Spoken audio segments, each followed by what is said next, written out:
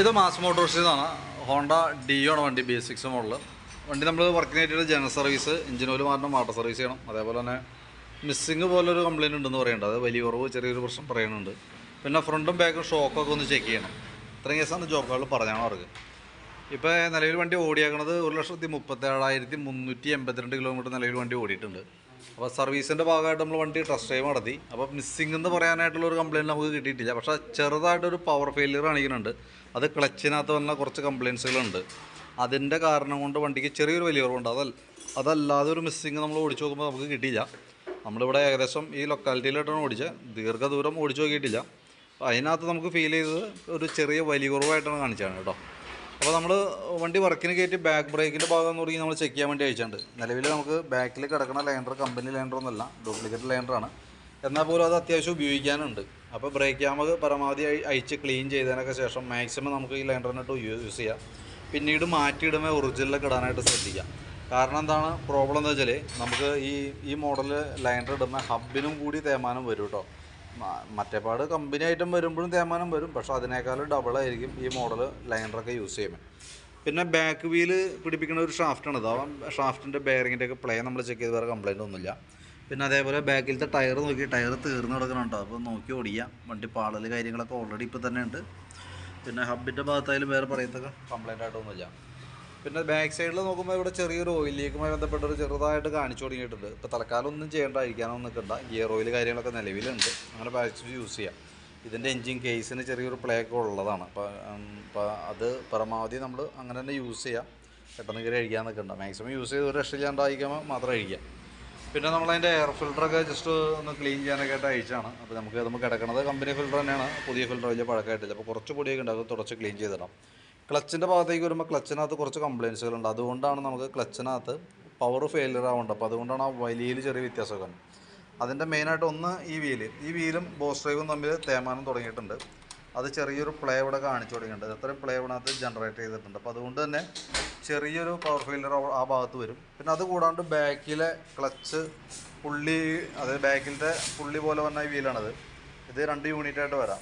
രണ്ടും ഒറ്റ യൂണിറ്റ് പോയിട്ട് നമ്മൾ അസംബിൾ ചെയ്തെടുക്കുന്നതാണ്. അപ്പോൾ അതിൻ്റെ ഇവിടെ നോക്കുമ്പോൾ ഈ വീലുകൾ ഈ സൈഡൊക്കെ മൊത്തം തുരുമ്പായിട്ട് അത്യാവശ്യം ഹോളൊക്കെ ഓവലായിട്ടുണ്ട്. അപ്പോൾ ശരിക്കും പറഞ്ഞാൽ അങ്ങനെ കാണിച്ചു കഴിഞ്ഞാൽ വീലൊക്കെ മാറ്റിയിടണം. ഇതിപ്പോൾ നിലവിൽ ഈ കോളർ സീലൊക്കെ തന്നെ നല്ല ടൈറ്റാണ്. അതുമായി പിന്നെ റോളർ കാര്യങ്ങളൊക്കെയാണ്. അപ്പോൾ അതിനും അത്യാവശ്യം തേയ്മാനമുണ്ട്. ഒന്നുപോലെ നമ്മൾ ചെയ്യുമ്പോൾ ക്ലച്ചിനകത്തുള്ള ഈ കംപ്ലയിൻസുള്ള ഭാഗങ്ങളെല്ലാം മാറ്റിയിടാം. അതായത് വേരിയേറ്റർ ബോഡി, ബോസ് ഡ്രൈവ്, ഈ വീല് അതിൻ്റെ റോളർ, പിന്നെ ഹോൾസെയിൽ കാര്യങ്ങളെല്ലാം മാറ്റിയിട്ട് റീസെറ്റ് ചെയ്യാം. അപ്പോൾ നമുക്ക് ആ വലിയുടെ കേസ് ക്ലിയർ ആയിക്കോളും. നമുക്ക് ധൈര്യമായിട്ട് വണ്ടി ഓടിക്കാം. അതല്ലെങ്കിൽ എന്താ ചെയ്യേണ്ടതെന്ന് വെച്ചാൽ, തൽക്കാലം ഇതൊന്നും ഇങ്ങനെയൊക്കെ ഉപയോഗിക്കാം. ഈ വീലും ഇതന്നെ ഇടാം. അതിൻ്റെ കോളർ കാര്യങ്ങൾ, അതിൻ്റെ ഓയിൽ സീൽ, ഈ കോളർ സീൽ മാത്രം മാറ്റിയിട്ട് നമുക്ക് റീസെറ്റ് ചെയ്യാം. അപ്പോൾ മാക്സിമം നമുക്ക് ഉപയോഗിക്കാനായിട്ട് പറ്റും. പക്ഷേ പ്രോബ്ലം എന്താ വെച്ചാൽ, നമുക്ക് ഇടയ്ക്ക് നമ്മൾ ഓവറിനായിട്ട് മാറ്റാൻ നിൽക്കാതിരിക്കുക. അതായത് ഇപ്പോൾ വേരിയേറ്റർ ബോഡി, ബോസ് ഡ്രൈവ് കാര്യങ്ങൾ മാത്രം മാറ്റി സെറ്റ് ചെയ്തുകൊണ്ട് പ്രത്യേകിച്ച് നമുക്ക് റിസൾട്ട് ഉണ്ടാകുമ്പോൾ, അപ്പോൾ ക്ലച്ചിനകത്തേക്ക് വരുമ്പോഴത്തേക്കും നമുക്ക് ഈ വീലുകളും ഡാമേജ് ഉള്ളൂ. അപ്പോൾ ആ വീലും ബാക്കിയത്തെ ഫ്രണ്ടിലേക്ക് വരുന്ന ഇതും അതിൻ്റെ ബോസ് ഡ്രൈവ് കാര്യങ്ങളൊക്കെ മാറ്റിയിട്ട് സെറ്റ് ചെയ്യുകയാണെങ്കിൽ അതായിരിക്കും ഏറ്റവും ബെറ്റർ. അപ്പോൾ ഇപ്പോൾ വേണമെങ്കിൽ നമുക്ക് ആ രീതിയിൽ ചെയ്യാം. അതല്ലെങ്കിൽ നെക്സ്റ്റ് അടുത്ത സർവീസിലേക്ക് ആക്കണമെങ്കിൽ ആ രീതിയിലേക്ക് ആക്കിയിടാം. അപ്പോൾ ഓർമ്മയിലുണ്ടാവാം ക്ലച്ചിനകത്ത് ഈ വീലുകളൊക്കെ ഡാമേജ് ഉണ്ട്, മാറ്റാനുള്ളതാണ് എന്നുള്ളൊരു ധാരണ ഉണ്ടാവാം. അപ്പോൾ ഇതിപ്പോൾ അത്യാവശ്യം പൈസ വന്ന കേസാണ്. അപ്പോൾ ഇത് രണ്ടും കൂടി വരുമ്പോൾ ഏകദേശം ഒരു 2000 സംതിങ് വന്നിട്ടുണ്ട്. ഇതിനൊരു 600 ആ റേഞ്ച് അങ്ങാണ്ട് വരും. ഈ ബോസ് ഡ്രൈവ് ഒരു 200 താഴെ വരുന്നുണ്ട്. അപ്പോൾ അങ്ങനെയൊക്കെ വരുമ്പോൾ അത്യാവശ്യം എമൗണ്ട് അത് മാറും. അപ്പോൾ അത് അഫോർഡബിൾ ആണെന്നുണ്ടെങ്കിൽ ഇപ്പോൾ കൂടുതൽ ചെയ്തു പോകാം. അതല്ലെങ്കിൽ നെക്സ്റ്റ് സർവീസിൽ അത് ഓർമ്മയിൽ വെച്ചേക്കാം. അതിന് വേണ്ടിയിട്ടൊന്ന് പ്രിപ്പറേഷൻ ചെയ്തേക്കാം. പിന്നെ അതേപോലെ എഞ്ചിൻ ഓയിൽ മാറ്റുന്നുണ്ട്. പിന്നെ ബെൽറ്റിൻ്റെ കണ്ടീഷൻ നമ്മൾ നോക്കി. ബെൽറ്റ് നമുക്ക് കിടക്കണത് കമ്പനി ബെൽറ്റാണ്. ഹോണ്ടയുടെ ഒറിജിനൽ ബെൽറ്റ് തന്നെ നമുക്ക് കിടക്കണം. നിലവിൽ പൊട്ടുള്ള കാര്യങ്ങളൊന്നും പ്രത്യക്ഷത്തിലില്ല. പക്ഷേ ഈ വീലുകൾ ഡാമേജ് ഉള്ളതുകൊണ്ടേ ബെൽറ്റിന് ഇച്ചിരി ലോഡായിരിക്കും. അപ്പോൾ ബെൽറ്റിൻ്റെ ലൈഫൊക്കെ കുറയും കേട്ടോ.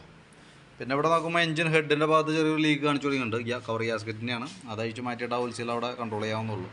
ആക്സിലേറ്റർ കേബിള് സിംഗിളിലേക്ക് ആക്കിയിട്ടാണ് തൽക്കാലം അങ്ങനെ കിടന്ന് ഓടട്ടെ. അത്യാവശ്യം നല്ല ഓട്ടമുള്ള വണ്ടി മാക്സിമം യൂസ് ചെയ്യാം. ബാറ്ററി വണ്ടി വന്നപ്പോൾ ഉള്ള ബാറ്ററി ഓൾറെഡി കംപ്ലയിൻ്റ് ആണ്. ഞാൻ വണ്ടി സ്റ്റാർട്ട് ചെയ്ത് വണ്ടി ഇപ്പോൾ കാലത്ത് കൊണ്ടുവന്ന് വെച്ചു. വണ്ടി ടെസ്റ്റ് ഡ്രൈവ് എടുക്കാനായിട്ട് വണ്ടി എടുക്കുന്ന സമയത്ത് വണ്ടി സ്റ്റാർട്ട് ആവുന്നുണ്ടായില്ല. അപ്പോൾ കിക്കർ അടിച്ച് സ്റ്റാർട്ട് ചെയ്തു. അത് കഴിഞ്ഞ് ഓടിച്ചുകൊണ്ട് വന്നു കഴിഞ്ഞപ്പോൾ ഓൾറെഡി വണ്ടി സ്റ്റാർട്ട് ആവുന്നുണ്ട്. പക്ഷേ ബാറ്ററിയുടെ ലൈഫ് മാക്സിമം കഴിഞ്ഞാണ് കേട്ടോ. ഇത് പരമാവധി നമ്മൾ ഉപയോഗിച്ചിട്ടുണ്ട്. ഇപ്പോൾ നമുക്ക് വോൾട്ട് നോക്കുമ്പോൾ 12.75 കിട്ടുന്നുണ്ട്. ലോഡിലേക്ക് കൊടുക്കുമ്പോണ്ട 6 വോൾട്ടിലേക്ക് വന്നേ, 6.15 വന്നെ. ശരിക്കും 8 വോൾട്ട് താഴേക്ക് വന്ന ബാറ്ററി മാറ്റണം. ആ സ്ഥാനത്താണ് 6 സംതിങ്ങിലേക്ക് വന്നേ കേട്ടോ. അപ്പോൾ ബാറ്ററി മാറ്റി വയ്ക്കുന്നത് എന്തുകൊണ്ടും നല്ലതാണ്. കാരണം ബാറ്ററി ഈ പറഞ്ഞ രീതിയുടെ ഫ്യൂൽ പമ്പ് തുടങ്ങിയിട്ട് സെൻസർ കാര്യങ്ങളൊക്കെ ബാറ്ററി സപ്പോർട്ടിൽ വർക്ക് ചെയ്യുന്നതാണ്. അപ്പോൾ അത് മാറ്റിയിട്ടാൽ നന്നായിരിക്കും.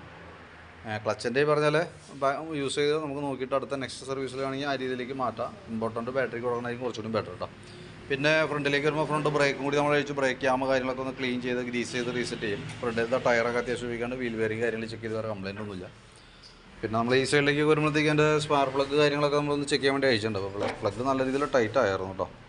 അപ്പോൾ ത്രെഡിന് ഇപ്പോൾ ഓവർ ഹീറ്റിംഗ് വേണ്ട ഭാഗമായതുകൊണ്ടാണ് പ്രശ്നം കാണിക്കാം. അപ്പോൾ എഞ്ചിൻ ഹെഡിൻ്റെ ഭാഗമായതുകൊണ്ട് തന്നെ അപ്പോൾ നമുക്ക് നോക്കാം, ഇതൊന്ന് സെറ്റ് ചെയ്ത് നോക്കാം. ത്രെഡ് പ്രോബ്ലം വികാസം എന്തെങ്കിലും കാര്യമായിട്ട് വന്നിട്ട് ടൈറ്റ് കാണിക്കുകയാണെന്നുണ്ടെങ്കിൽ റീസെറ്റ് ചെയ്യുമ്പോൾ ടൈറ്റ് തന്നെയാണെന്നുണ്ടെങ്കിൽ ആ പ്ലഗ് മാറ്റി കളയാനായിരിക്കും ബെറ്റർ. ഇതല്ലെങ്കിൽ എന്താ വെച്ചാൽ അത് അങ്ങനെ ഒടിഞ്ഞിരുന്ന് കഴിഞ്ഞാൽ പ്ലഗ് ഹെഡിലെങ്ങനെ ഒടിഞ്ഞ് കഴിഞ്ഞാൽ പിന്നീട് നമുക്ക് ഇരട്ടിപ്പണിയായിരിക്കും. മൊത്തം അഴിച്ച് വെൽഡ് ചെയ്ത് പിടിച്ചൊക്കെ ഇറക്കേണ്ടി വരും. ലൈറ്റ് കൊടുത്തൊക്കെ ചെയ്യേണ്ട കേസാണ്. അപ്പോൾ നമുക്ക് റിസ്ക്, ഞാൻ ഇപ്പോൾ ടൈറ്റ് ആണെങ്കിൽ ഞാൻ ഇടില്ല, പുതിയ പ്ലഗ് ഇടുള്ളൂ കേട്ടോ. കാരണം അതല്ലാന്നുണ്ടെങ്കിൽ ചിലപ്പോൾ ഒടിഞ്ഞു പോയാൽ നമുക്ക് എട്ടിൻ്റെ പണി കിട്ടും.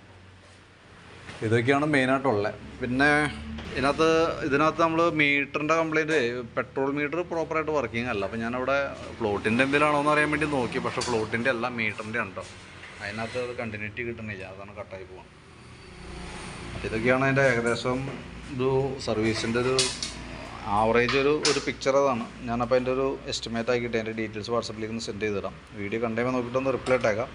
അതിനകത്ത് ക്ലച്ചിൻ്റെ കേസ് ചെയ്യാനായിട്ട് ഉദ്ദേശിച്ചെങ്കിൽ കൃത്യമായിട്ട് പറയണം കേട്ടോ. ബാറ്ററിയുടെ കേസും എസ്റ്റിമേറ്റിൽ ഞാൻ ഉൾപ്പെടുത്തുന്നുണ്ട്. വീഡിയോ കണ്ടിട്ട് ഒന്ന് ജസ്റ്റ് ഒന്ന് വിളിക്കുക, അതാണ്ട് എങ്ങനെ ചെയ്യേണ്ടതെന്ന് പറയുകയാണെങ്കിൽ അതനുസരിച്ച് ഒരു എസ്റ്റിമേറ്റ് ഇടാം. അതായിരിക്കും കുറച്ചുകൂടി ബെറ്റർ. അപ്പോൾ അതും പ്രകാരം നമുക്ക് വർക്ക് കംപ്ലീറ്റ് ചെയ്യാമല്ലോ. വീഡിയോ കണ്ടുമ്പോൾ നോക്കിയിട്ട് പരമാവധി ഒന്ന് റിപ്ലൈ ഇടാം. ഓക്കെ.